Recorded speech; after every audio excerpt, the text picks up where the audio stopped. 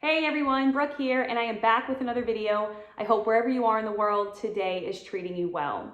So today I'm going to be talking about being an adult and coping with extreme anxiety.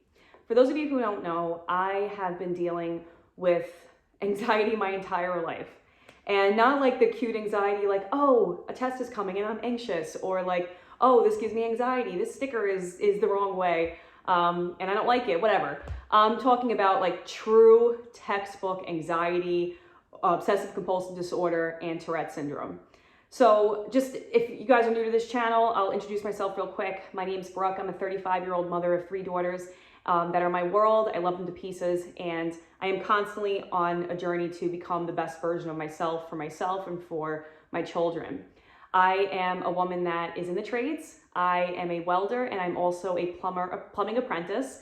So I like to make videos about all different types of things, and I really would love to meet people who are looking to come into the trades, or even not trade related, but looking for people who are into hiking or into, being outdoors, gardening, things of that nature, and also into people who are looking to improve their mental health or may have mental health struggles and issues and are looking for advice. So I'm not at all a medical expert, far from it, and I'm just someone that likes to share my experiences because I feel like anxiety, I feel like depression, I feel like OCD, Tourette's, I feel like all these different things are like shame topics, and a lot of people don't really understand them. So I'm the complete opposite. I'm someone that just puts it all out there. And, you get ridiculed, but that's life. If people are going to talk about you anyway, you might as well give them something to talk about. So today I want to talk about how I deal with anxiety and, as an adult, and just different ways to cope. Now, again, a disclaimer, I am not a mental health professional. I'm someone who has been to many, but I am not one. And I'm someone that's just giving my advice. So always consult your doctor, always speak with whatever healthcare provider you have and get their opinion on what approach you should take. I am someone that is I like to think I'm very holistic. I go to the dentist though and I still get fluoride, but I like to think that I'm like very holistic with the way that I handle my mental illness. And I have to say, my husband, he's very patient, but he's someone that just does not understand at all. Like, he doesn't get it. And it's really difficult living with someone who doesn't get it, who doesn't understand you. But he's very patient, and I think that's really important. And I think anybody who comes across this video, maybe you deal with someone in your life that may be a little more neurotic and have the same type of tendencies. Maybe this will kind of open up your eyes a little bit to the struggle that is very, very, very real.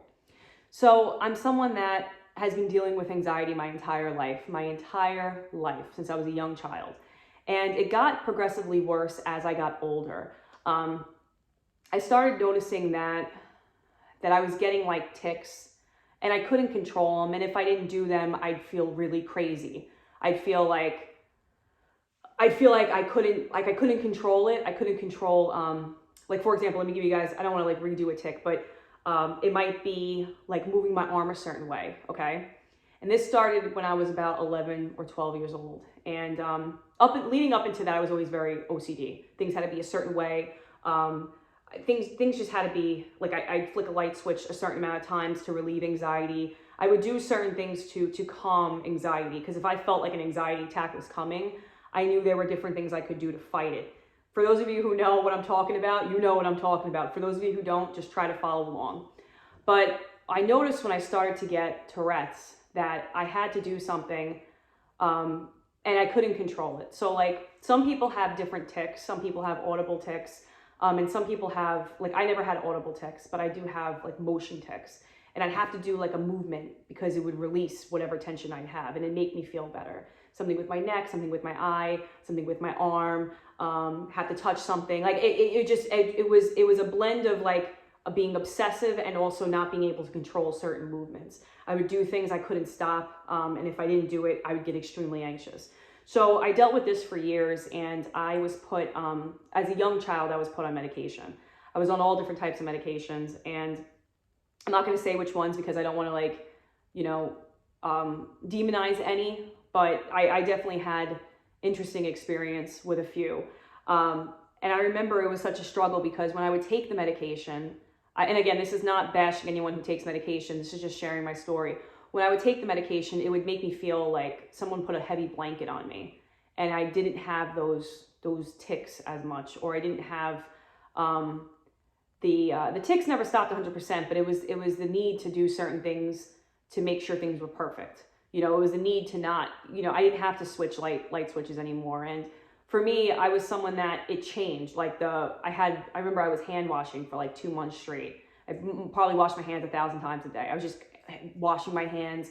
My hands would be raw and dry, but I had to wash them more. It was just an uncontrollable urge to have these patterns. And when I would take the medication, it would make me feel like it was a heavy blanket on me and I couldn't move.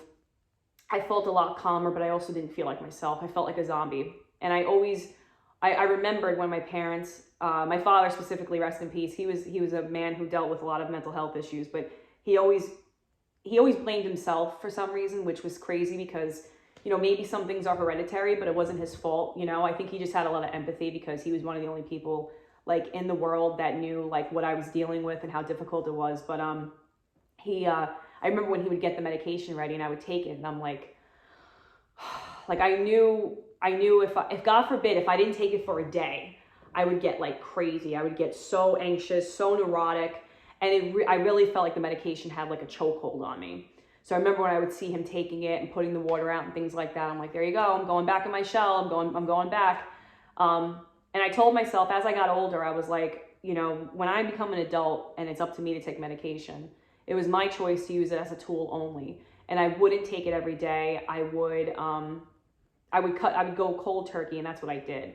So for the better part of my adult life, granted I'm only 35, you know, God willing, I live long, but I didn't take it, and I felt okay. You know, like I had to find different ways of coping with my anxiety, and I found that by eating certain foods, it helped me. By eating certain foods, it hurt me. So I started to avoid certain things, and bread specifically makes me crazy. Bread makes me crazy. Sugar makes me crazy. And it is a battle, like trying to get back to a more simple diet for myself because I use food as a crutch a lot to deal with anything, right? Whether it be food addiction, whether it be my emotions, you know, whatever. But as I got older, I developed different habits and to help me. But my OCD really, it was back to being pretty chaotic, and it is now in my life. It's something that that I deal with every day. But I always told myself I want to be true to who I am, and if I can cope with the anxiety and dealing with the OCD and the Tourette's, I'm going to do it. You know, I'm going to do it. But it didn't until I had my youngest daughter. Wasn't really so much of an issue. It was more like, oh, she's quirky, oh, she's crazy, whatever. And I would hear that and I would listen to it and I'm like, whatever, right? My husband would make comments like, oh, you're crazy, this, that, and a third. I'm like, well, you married me, right? That's like my biggest comeback. You're crazy because you married me. So when I had my youngest daughter, though, I had severe postpartum depression, postpartum anxiety. I was so bad. And I remember this psychiatrist I was talking to, I think she was like 93, wonderful woman. And she told me, she was like, you know, sometimes in your life, you're going to have to take medication. It's going to help you. You know, you want to take the all natural approach, but you have to know when you're at your threshold, when you have to take something, or you're going to get like committed to a hospital. And I knew I'm a mother, you know, I knew I had to, there was a certain level of conduct that I needed to be a great mom. So I decided to go back on medication, and I used it as a tool for a year. And I have to tell you, that was a really wonderful decision because I had a healthy relationship with medication. And I was like, I need this, but I want to get back off of it. And again, it was for nothing else other than I don't want to feel like I'm not me. You know, I'm a very like eclectic type of person, and I like being who I am. But when you're dealing with anxiety and you're dealing with different things, it's very debilitating, and it's beyond like having a sticker a certain way, you know, or it's beyond putting your teas a certain way or whatever, stacking your books on your desk a certain way. It is extremely debilitating. So I found that going on medication and using it as a tool was really helpful. And I wish society as a whole would stop saying that medication is, some people need medication. They need medication. They need to stay on it, and they're better on it. But there's others that could find healthy ways to cope with their anxiety and their depression. And, there's things you can use, there's tools you can use. And it's great to have medication as a tool. But I don't think it's something that most people should be on like full time, because I do think that it causes a lot of damage in the long run. But as an adult, if you're looking to cope with the anxiety, my biggest advice, and this is advice that I have to take, that I don't take all the time, is to avoid caffeine. For the love of God, avoid caffeine. I am the worst. I am the literal worst when it comes to caffeine. There is this brand called Pop and Bottle, okay? It's like a little latte. They're like little lattes. And for some reason, it's so corny, but like I'm obsessed with these little coffee bottles. And hold on one second. This is a chocolate smoothie. I am like obsessed with these little bottles. So I'll go a couple weeks without drinking them, but then like I'll have like 3 a day. Not 3, but like 2 a day, or maybe even 1. And I start getting eye twitches, and I start getting like severe anxiety, death anxiety, which is the scariest anxiety. For those of you who deal with anxiety below, let me know and share your experience. But I get into such like scary death anxiety territory with coffee. And I find that caffeine, because I'm always operating at like, I remember my doctor, one of my doctors, she's a PA. She had told me, she was like, you're usually operating at like a 5 naturally for anxiety. She's like, stay the hell away from the coffee because it brings you to like a 12. But I was finding that when I wouldn't take coffee, I'd be really sluggish. I just drag throughout the day. And especially being a woman in the field, you want to be on your tail. You want to be running around. You want to be doing your thing. You want to be, trying to, keep up with the guys. It's kind of like a difficult thing to avoid, because you want to have the energy. But what I found is when I eat clean and I work out and I'm feeling good, I have natural energy. It's when I'm not eating well, it's when I'm sluggish, it's when I'm drinking too many smoothies, it's chocolate smoothies specifically. I have peanut butter in this too, which I don't think is horrible, but like, there's this no way chocolate thing I got a bunch of chocolates and I just ate them. I do it to myself. So I'm just sharing things that you can use to avoid dealing with the anxiety as an adult. But avoid caffeine. It's just trash. Avoid anything dangerous like to watch, right? And what I mean by that is dangerous to anxiety. So if you're someone that doesn't like horror movies, don't watch them. I do this to myself as well. I don't watch any horror movies, but I'll watch like true crime, which makes me crazy. But I like watching it because it's fascinating to me. My father was also a police officer, so I just like watching it. But stay away from things that are toxic to your mind. I also listen to a lot of like ASMR type of things, videos, a lot of like classical music. It makes me feel good. It makes me think clearly. It makes me feel positive. I try to also stay away from like gossiping, which sounds corny, especially as an adult, because like, everybody gossips, they talk about something, whatever.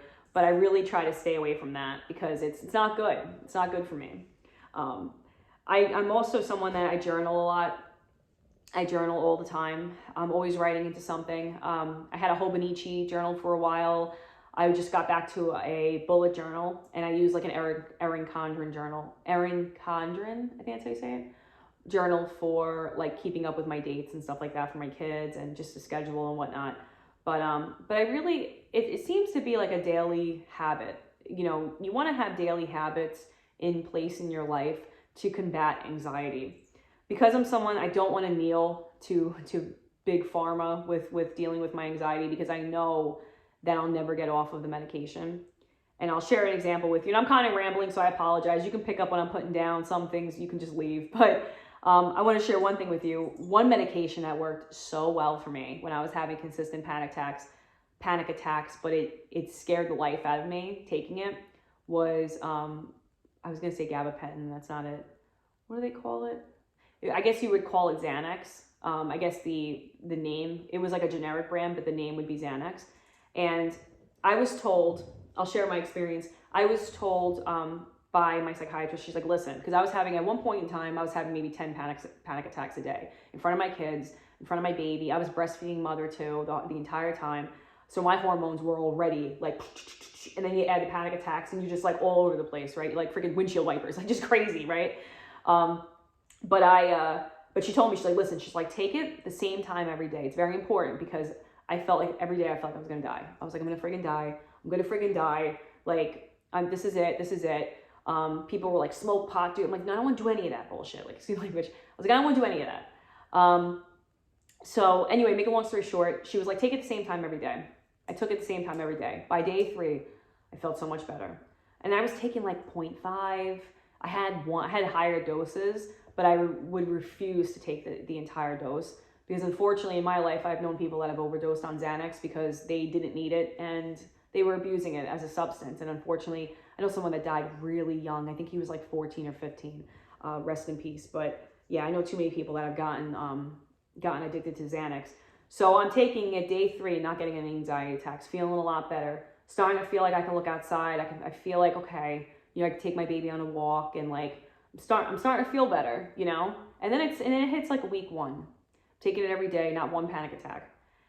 Then I'm like, you know what? Let me peel back, right? It was like, then I had to get to it for it was week 2. I took it for 2 weeks straight.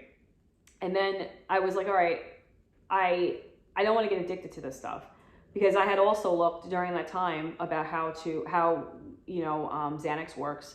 And they talk about, and this is very like, not even medical, but just from what I understand is that there's this hormone that's GABA. It stands for like a longer hormone, and it's released into your body when you take it and it calms you down. And that's why a lot of people will take Xanax and they'll take a bunch and because it makes them calm. I think it has like a heroin effect, but I could be wrong. But I found that I was very calm and I could sleep and I was getting sleep that I hadn't gotten in a while. And then I was like, you know what, let me peel back because when I was looking into it, I saw a quick documentary. I didn't watch the whole thing because it freaked me out, but it was about people who were put on Xanax that had true crippling anxiety, which is at this point in my life, mine was crippling. And and they got addicted to it and they couldn't get off of it because their body stops producing that hormone that's GABA and you can die if you stop taking it. So you have to go to a rehab center. There's this whole thing. So then I'm like, you know what? 2 weeks is enough. Let me peel it back. As soon as I start getting off of it, I start having major anxiety attacks, crazy anxiety attacks. I needed to take it. I'm talking, this was 2 weeks that my body started to develop a dependency on it. So after I pretty much sweated out, I was like, I'm not taking that anymore. And then in my mind, I was like, if it gets to a 9, my anxiety attack where I call 911, then I'll take one. And luckily, knock on wood, I haven't had to take many, maybe 2 or 3 times a year I'll take one. And I still have it from like 2014, from like the year and the year after my youngest was born.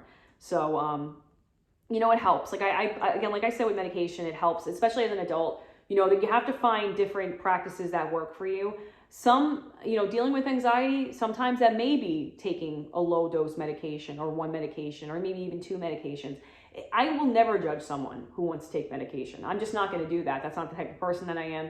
You do whatever works for you. But for me, it didn't work for me because I found that there were side effects. And my father, he was on and then it wraps up into the familial associations I have with medication. My father had passed away with 26 medications in his system. And I always told myself, I was like, I will fight like hell to handle my problems. And sometimes, you need medication for that. So if you're someone that's looking to really like navigate, adulthood and fight, dealing with anxiety and trying to cope and trying to do these things, I really do recommend developing. First off, I recommend the journal. I recommend writing. That's a big thing. That's a big help for me. I can't vent to my husband, and I tried for years, and it was really hurting my marriage too. At one point, I was like, I can't deal with this guy. This guy doesn't understand me. But in his defense, it's hard to live with someone that has such extreme anxiety, OCD, all these things. And now it's just kind of like a quirky feature of our relationship, but it took a long time to get there. And I've been with my husband for 17 years, so it took a long time for him to start to understand and start to see that okay, it is a real thing. It's not just like, oh, just stop worrying. It's like beyond that. Especially when the anxiety takes over your like neurological system and like it controls it, right? So you get any kind of anxiety, your heart's racing, you think you're gonna have a heart attack. You're skiing down the anxiety slope, and it's just dangerous. But I think that having a journal, writing down your experiences, I think that having healthy practices. It sounds corny and it sounds cliche. And I remember I was like, there's got to be something easier that I could do instead of jumping on a treadmill, instead of doing this, doing that. But it helps. But it really helps. Going outside, breathing in the air, getting off your damn phone once in a while. I mean, these things help. Reading, if you can. You know, I'm someone, fun fact, I'm someone that actually can't watch a video. Can't watch a movie. For some reason, I can't sit through it. I just can't sit. I did sit through Breaking Bad. That's not true. That was like years ago when I was pregnant with my daughter. But I think that was a great show. But I feel like I have like ADD. Not to diagnose myself with that, because I was never diagnosed with that. But I definitely have like a short attention span unless I'm reading. So I'm trying to get back into reading. I'm trying to get back into using my light phone, which I want to talk about on this channel because it's a lot of fun. I really enjoy it. But constantly being aware of your surroundings and constantly fighting, you know, the urge to just lay on your couch and not leave your room. I mean, anxiety affects people in so many different ways. There was a point where I didn't want to leave my house. I was like, I don't want to leave my house. I don't want to get out. I'm scared to drive, and you know, I'm scared to do this. But fear, you cannot be controlled or governed by fear, because fear is just that it has no power. It's just fear. It's just fear. It just is, and you just have to move on with your life. You know. I mean, a lot of people who struggle with anxiety, and way less than what I deal with, and not to say anything, because it affects people differently, but I find that people get affected differently by anxiety, in the sense of like, if they're scared to go up in front of people, you see their palms sweat, and you know, you see them turning red, and just imagine what it's like for people like me that live like that every day, and there doesn't even have to be a reason, you know. But I'm finding that healthy habits, it really helps. It really helps. And being around animals, I love animals. That helps too. I'm getting a puppy soon, so I'm really excited about that.